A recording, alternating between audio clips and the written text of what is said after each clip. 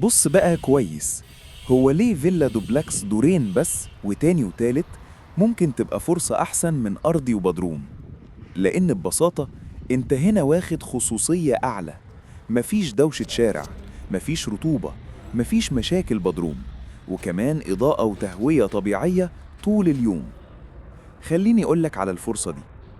احنا بنتكلم في فيلا دوبلكس بمساحة 292 متر جوه ميني كومباوند راقي، عبارة عن 9 عمارات بس، يعني هدوء زائد خصوصية زائد أمان. الدور التاني معمول إزاي؟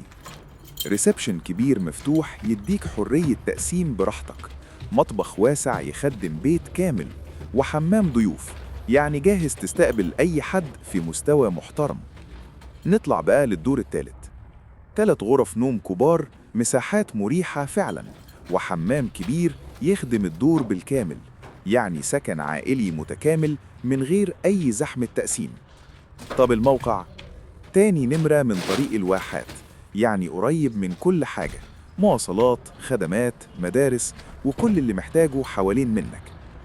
والكومباوند نفسه واجهات محترمة جدا، شكل شيك ومستوى سكان كويس، وده مهم جدا لأي حد بيفكر يسكن أو يستثمر.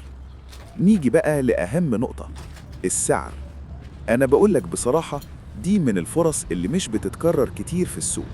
مقارنة بالموقع والمساحة والتقسيم، انت داخل على صفقة كسبانة.